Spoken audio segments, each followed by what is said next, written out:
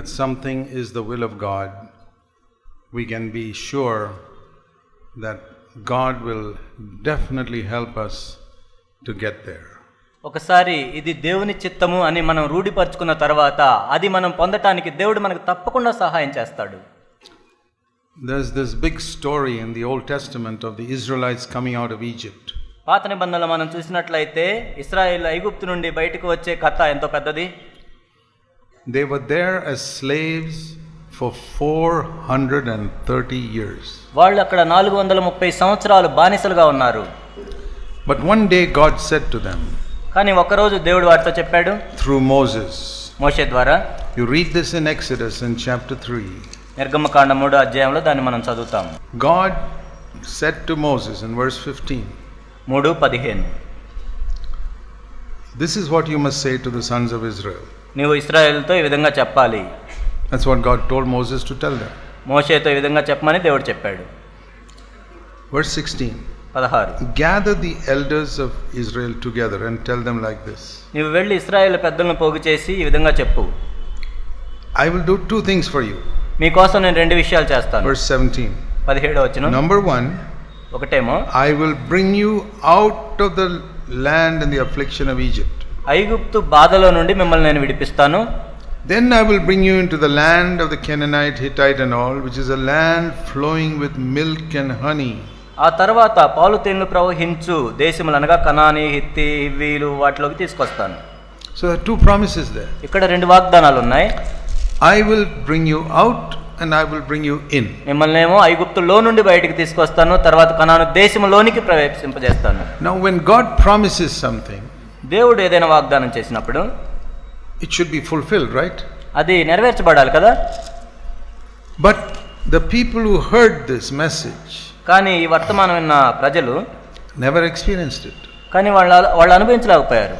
How is it God can promise something and you don't experience it? దేవుడు ఒకటి వాగ్దానం చేసిన తర్వాత కూడా దాన్ని ఏ విధంగా అనుభవించలేకపోతాం? That is one of the great lessons we must learn from this story. ఈ కథ నుంచి మనం నేర్చుకోవాల్సిన గొప్ప పాఠం అది. That God can promise you something and it may not be fulfilled in your life. దేవుడు నీకు ఒక విషయాన్ని వాగ్దానం చేసి ఉండొచ్చు కానీ నీవు అనుభవించలేకపోవచ్చు నీ జీవితంలో. That is a mistake that many believers make. అనేక మంది విశ్వాసులు చేసే తప్పది. Oh, God has promised it, so it will take place. దేవుడు వాగ్దానం చేశాడు కాబట్టి జరుగుతుంది. I have accepted the Lord. నేను ప్రభువుని అంగీకరించాను. God has promised that he'll take me to heaven. దేవుడు నన్ను పరలోకం తీసుకెళ్తాడని వాగ్దానం చేశాడు.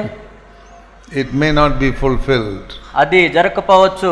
You say, how can it be that God has promised is not fulfilled? దేవుడు వాగ్దానం చేశాడు మరి అది నెరవేర్చకుండా పడకుండా ఎలా ఉంటుంది? See the story written at the beginning of the Bible. Bible మొదట్లో రాసిన ఆ కథను చదవండి. That God promised them, I will take you out of Egypt, I'll bring you into Canaan. ఐగుప్తులో నుండి బయటికి తీసుకొచ్చి కనాన్లోనికి ప్రవేశింపజేస్తామని దేవుడే వాగ్దానం చేశాడు. Half of it was fulfilled. సగమే నెరవేర్చబడింది అందులో. The other was not fulfilled. మిగిలిన సగం నెరవేర్చబడలేదు. Why? ఎందుకు? Every promise in the Bible, Old Testament or New Testament, can be fulfilled only if you have faith. బైబిల్లో పాత నిబంధనలో కానీ కొత్త నిబంధనలో కానీ ప్రతి వాగ్దానం కూడా నీకు విశ్వాసం ఉంటేనే నెరవేర్చబడుతుంది. So these people had faith that God will bring them out of Egypt. ఈ ప్రజలకి విశ్వాసం ఉంది దేవుడు వారిని ఐగుప్తులో నుండి బయటికి తీసుకొస్తాడని. How do we know that? మనకి ఎలా తెలుసు? Because they killed a lamb and put the blood on the door.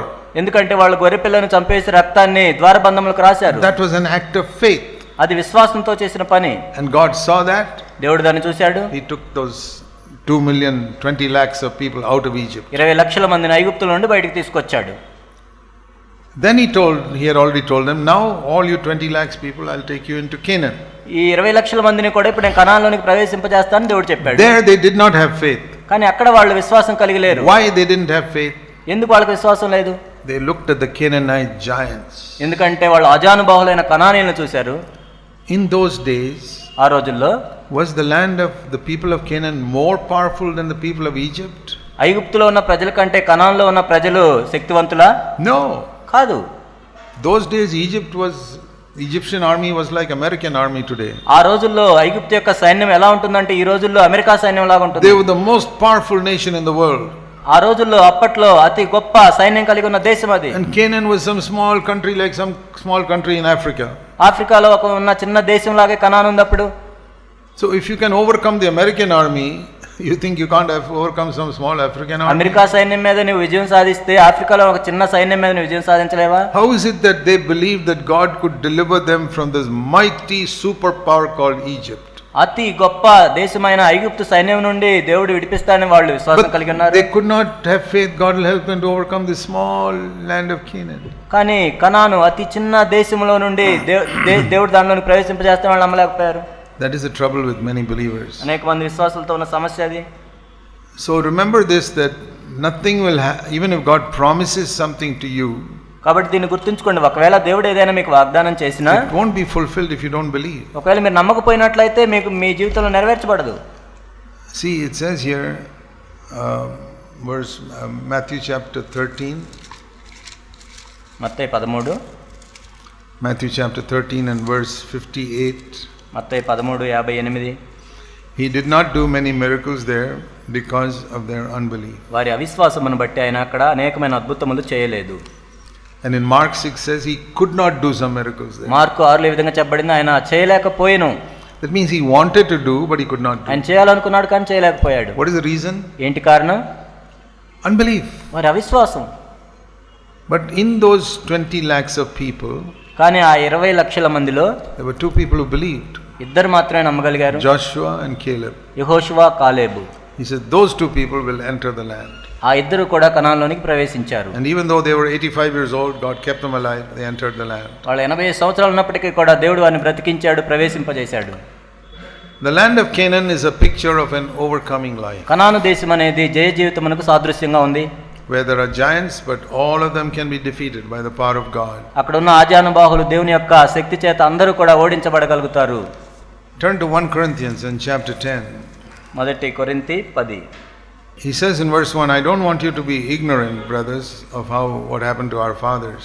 మన పితరులకు జరిగిన సంగతులు మీకు తెలియకుండా నాకు ఇష్టం లేదు సహోదరులారా. They all were baptized into Moses, verse 2, in the Red Sea. రెండవ వచనంలో మనం చూసినట్లయితే వాళ్ళు మోషేను బట్టి సముద్రంలో బాప్తిజం పొందారు. But verse 5, with most of them God was not pleased. అయితే వారిలో ఎక్కువ మంది దేవునికి ఇష్టలుగా ఉండకపోయారు. Why?